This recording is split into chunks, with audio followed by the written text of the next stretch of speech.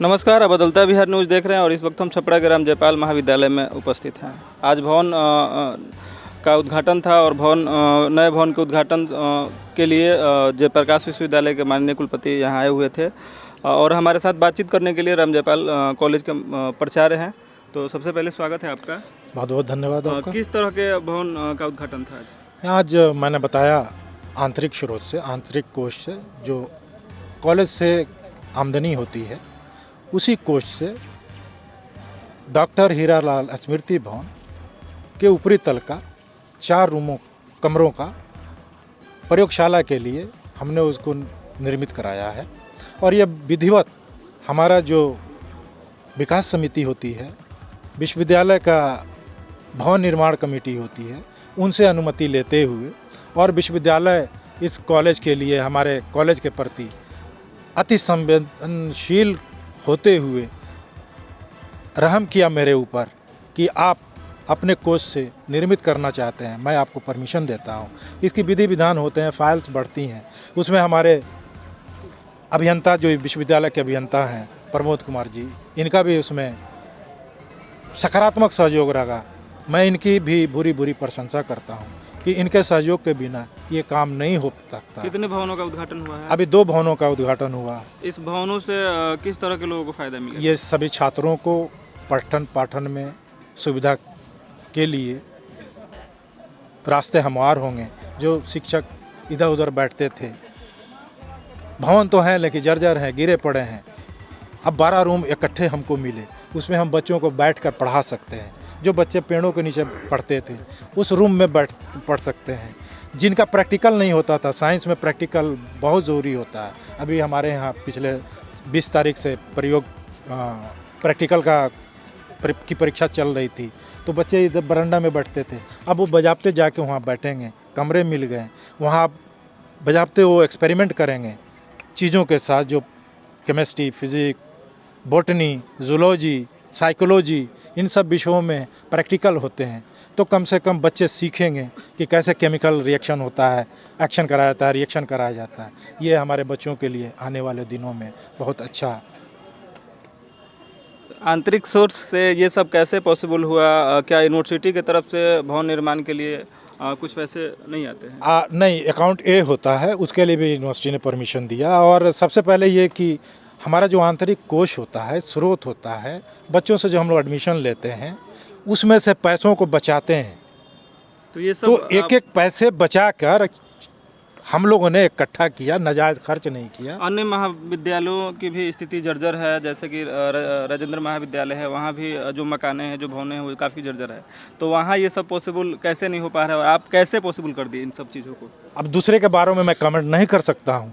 हमारी सोच अच्छी थी, हमारे सहयोगियों की सोच अच्छी थी और कुछ करना चाह रहे थे कि हम उसको करेंगे, तो हम लोगों ने किया।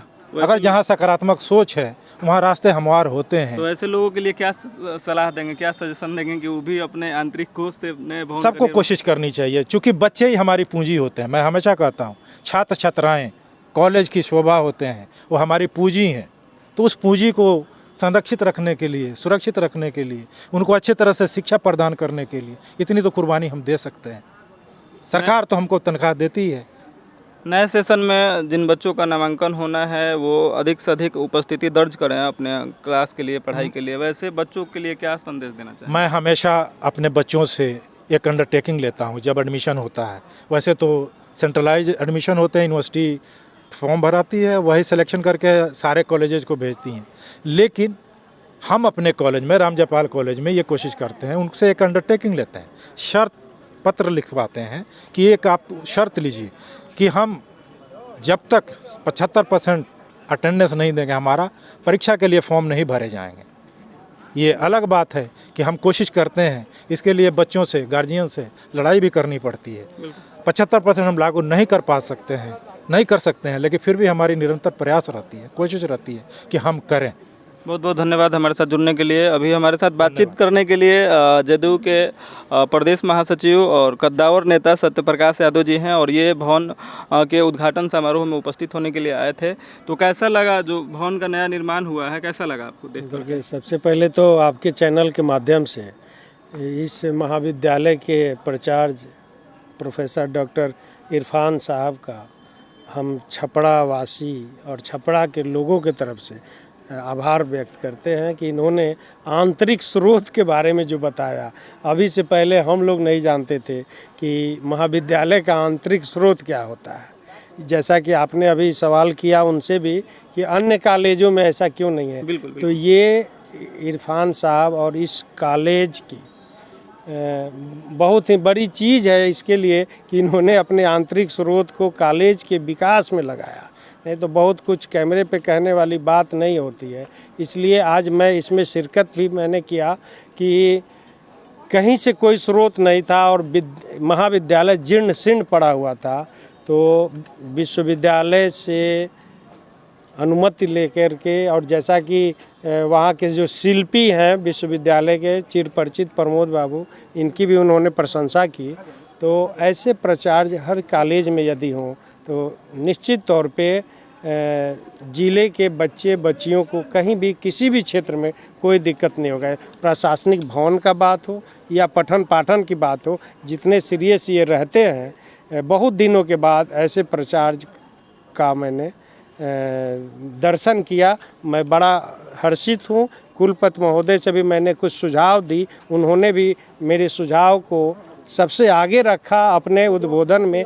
इसके लिए उनको भी मैं सारण के लोगों की तरफ से आभार व्यक्त करता हूँ। सबसे बड़ी चीज़ उन्होंने ड्रेस कोड की बात की, ये बहुत अच्छा लगा। जैसे माननीय मुख्यमंत्री जी ने स्कूलों में इसको लागू किया और जब बच्चियाँ ड्रेस पहन के और साइकिल से जाती हैं कितना अच्छा लगता है, और बच्चियों को ज़्यादा से ज़्यादा संख्या में उन्होंने खींचा विद्यालयों तक। तो ये कुलपति की सोच जो है ये हमें बहुत अच्छा लगा। जिस दिन ड्रेस कोड लागू हो जाएगा, मैं सारण के अपने साथियों की तरफ से जाकर उनके प्रति और ज़्यादा आभार व्यक्त करूंगा और उन्हें स्मृति चिन्ह भी दूंगा सारण के लिए। रूलिंग पार्टी के नेता हैं और छात्रों के कई ज्वलंत सवाल भी हैं इस विश्वविद्यालय से जो हम कुलपति महोदय से नहीं कर पाए। हम चाहेंगे कि आप अपने हमारे इस चैनल के माध्यम से उन बातों को कुलपति महोदय तक पहुंचाएं, अपने पार्टी कमेटी में भी रखें। जयप्रकाश विश्वविद्यालय में जो बच्चे अब्सेंट नहीं होते हैं, ऐसे कई दर्जनों मामले आए हैं और दर्जनों प्रमाण भी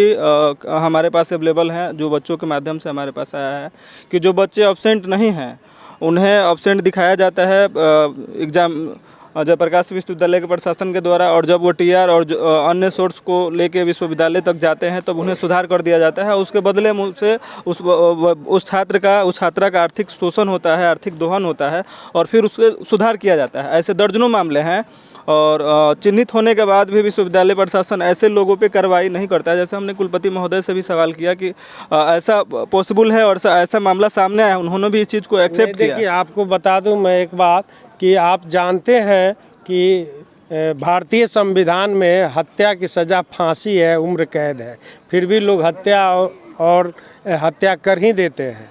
तो विश्वविद्यालय प्रशासक जो है, अगर कहीं ऐसी छोटी मोटी गलतियां हो रही हैं, इस तरह का कृत्य किसी के द्वारा किया जा रहा है, अगर आपके पास साक्ष्य है, तो हमको लगता है कि इनसे प्रोफेसर फारूक अली से बेहतर अभी तक यहाँ कोई कुलपति आए नहीं है। अगर यदि आप प्रमाण के साथ जाते हैं तो निश्चित तौर पे बहुत तीव्र गति से वो कार्रवाई करने वाले लोग हैं। प्रिंट मीडिया के अखबारों में जिन बच्चों के साथ फर्जीवाड़ा हुआ है या जो बच्चे एब्सेंट नहीं थे या जिन बच्चों को पनिशमेंट दिया गया, उन्हें रेस्टिगेट किया गया क्लासरूम में, वो बच्चे इस विश्वविद्यालय से पास आउट हैं, वो प्रिंट मीडिया के कई अखबारों में छपा था। ऐसा नहीं है कि कुलपति महोदय को इन सारे चीज़ों को जानकारी नहीं है। पूरा विश्वास है कि ऐसे कुलपति यदि और उनको एक्सटेंशन मिलता है ना, तो ये इनका कहना है हमेशा कि बातों से नहीं, मैं काम से जाना जाता हूँ।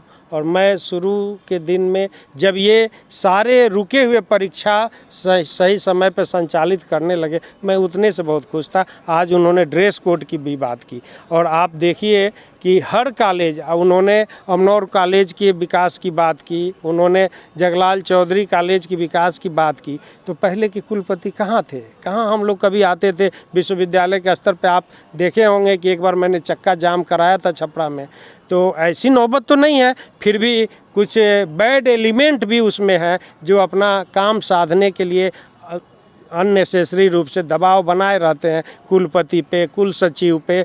तो कुछ लोगों का ये काम है, लेकिन अगर आपके बातों में, आपके कथन में सत्यता है, प्रमाणित है, प्रमाण है, तो हमको दीजिए, हम लेकर के मिलेंगे और ऐसी चीज़ों में सुधार और ऐसे कृत्य करने वाले लोगों को पनिश कराने का प्रयास करेंगे। बहुत बहुत धन्यवाद। तो हमारे साथ जदयू के नेता सत्यप्रकाश जी थे और अभी जो भवन का निर्माण हुआ है जब राम जयपाल महाविद्यालय में उन निर्माण को एक नया रूप देने वाले इंजीनियर जो हैं हमारे साथ हैं प्रमोद जी। तो सबसे पहले हमारे चैनल पे स्वागत है। सबसे पहले आपको धन्यवाद, आपके चैनल को आपके माध्यम से। जी, ये भवन का निर्माण पता चला है कि काफ़ी कम समयों में हुआ है, सीमित समयों में हुआ है। देखिए, मेन है कि 2 भवनों का यहाँ भी निर्माण हुआ है। एक तो remaining portion of women's hostel, पहले उसका स्ट्रक्चर तैयार था, रूफ स्लैब था, रूफ बीम था, विंडोज नहीं थे, हैं फिनिशिंग वर्क उसका करना था।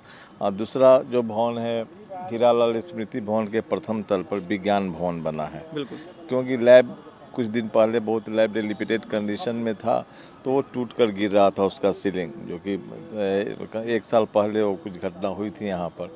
तो कॉलेज को देखिए 2 फंड होते हैं, जैसे बच्चों से लिया जाता है डेवलपमेंट फंड। तो डेवलपमेंट फंड ये नहीं कि यही कॉलेज लेती है, सारे कॉलेज वाले पैसा लेते हैं। डेवलपमेंट फंड अगर स्कूल का, अगर प्राइवेट स्कूल में जाइए, गवर्नमेंट में तो डेवलपमेंट फंड माने कि लैब नहीं है तो बच्चा लैब कहाँ करेगा, है? तो उसकी कटौती कर राशि उसमें फिर 2 है। एक डेवलपमेंट फंड के एक आंतरिक स्रोत में पैसा रह जाती है, एक अकाउंट ए में चली जाती है। तो अकाउंट ए की राशि यूनिवर्सिटी से जब आप परमिशन मिलेगा तब खर्च करेंगे। तो जो भी डेवलपमेंटल वर्क आपको करना है, कॉलेज डेवलपमेंट कमेटी होती है, कॉलेज बिल्डिंग कमेटी होती है, वो निर्णय लेगा, वो जाएगा यूनिवर्सिटी बिल्डिंग कमेटी में। यूनिवर्सिटी बिल्डिंग कमेटी से उसकी स्वीकृति प्राप्त होती है, तत्पश्चात repairing, renovation and new work शुरू होते हैं वहाँ। तो सारी प्रक्रिया कर ये सब काम किया गया है। बहुत बहुत धन्यवाद सर। Thank you.